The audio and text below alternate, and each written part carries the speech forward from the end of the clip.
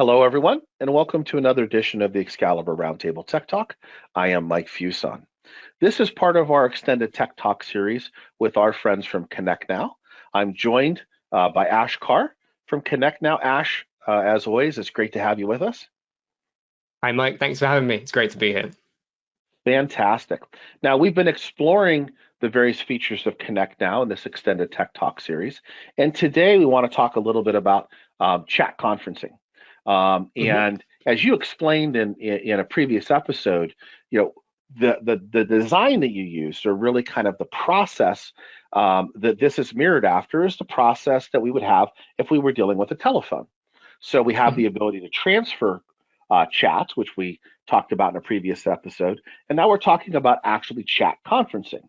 And you think about being able to do a conference call. So we're on a chat with a person who's contacted us and said they're having a problem, and maybe as we saw before, this has been routed to me because I have the skills, but I know that something that they need to do, maybe I don't have access to go make that necessary change in order to do it, but I can actually bring a second tier or third tier technician into our chat to help me affect a resolution for the customer that's on here. Or perhaps I want to get a second opinion on something, and they may have some other questions that they may want to ask. Whatever the case may be, I can have one or more. I can have as many people on this chat. We have a 27-person conference chat if we want. Not that that's very practical, but I may bring one or possibly two people into the chat to help us affect a resolution for a customer. So we're going to you're going to do a little demo for us and show us how this works. I think though it just goes to the story of what ConnectNow is all about. This is using processes and feature functionality that we're used to and we use every day in a support function, only we're doing this now in a chat function, in a web-based chat, having those capabilities and bringing that into that technology to make it easy. Again, this is all about your whole focus. And something I've loved in our conversations was about the customer experience. We want to make this easy. We want to make this simple for the customer that's talking to us. But also, you look at customer experience, easy for myself as an agent. I don't have to jump through 9 flaming hoops in order to do things that are going to help me provide the best customer experience to my person that's contacted us for help. So I'm going to take it away, Ash. I'm going to turn it over to you, and let's take a look at what we're able to do. Sure thing. Right, let's jump straight into the demonstration in that case. What we have on the screen now, on the left-hand side, we have an agent who is halfway through having a conversation with a customer. The conversation's about Outlook. On the right-hand side of the screen, we've got another agent who's currently idle, but sat in available, ready to go, ready to assist.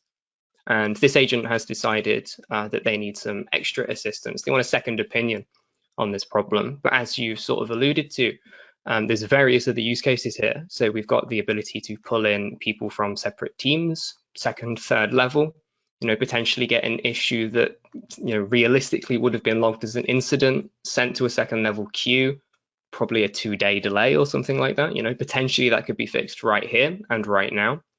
The other use case, people don't like to talk about it, but I think it's very relevant.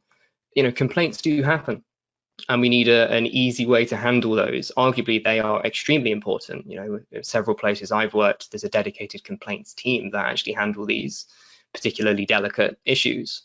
So having the ability to bring in your team leader, for example, is really handy. So let's simply go to the menu in the chat toolbar, and I can go to invite. And what we will see is a list of the available agents. Now, naturally, this list would be much larger on a production environment. It's just that we're running on a test instance here just for the purpose of this demo. And what I'm going to do is I'm going to choose to invite Sarah.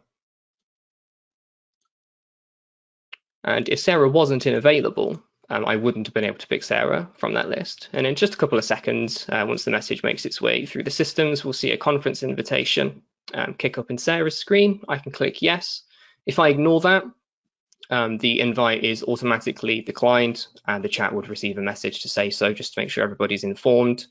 To make things a little bit easier for the agents, you will see as well that the icon on the sidebar here has changed to signify that this is now a conference chat. And the additional agents have a slightly different color compared to the rest of the agents. So let's very quickly just flick over to the customer side to just see what that looks like to verify. And we can see that now we've got a couple of extra agents in this chat. And you've already mentioned there, Mike, that there's no limit to the number of agents that we can actually invite into that conference. And the main reason we're confident to allow that is because it's only the original agent that's actually able to transfer the chats or close the chat or anything like that. Everyone else is essentially a guest. So that does enable us to have any number in there that you like. 27 is quite a lot, I have to say. But I don't see why not. If there's a use case, we used to use group chat, for example. There's nothing stopping you stacking a chat, inviting 27 people and having a conversation. It supports it if you need it. So who am I to say that that's not a valid use case? The technology's there. If it works for you, why not? So that's just a simple demonstration of conferencing. Yeah, we want to make sure that we remind our audience as well. All of the chat. So had we done the conference chat, and maybe there's an additional step that we need to do, and I need to transfer it.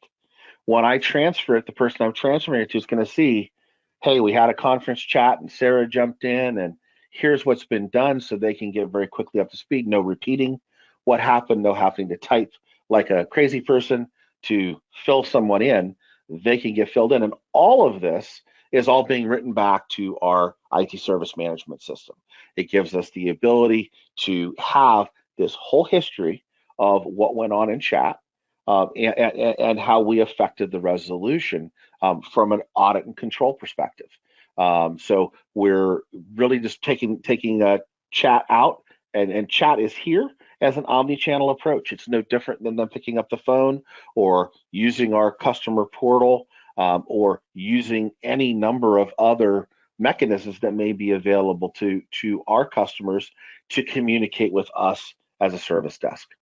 So Ash, thank you so much. It's always great having you with us and being able to see as we dive a little bit deeper into some of the features within ConnectNow. We're always, Ash is always ready to do a demo for you. So definitely reach out to us.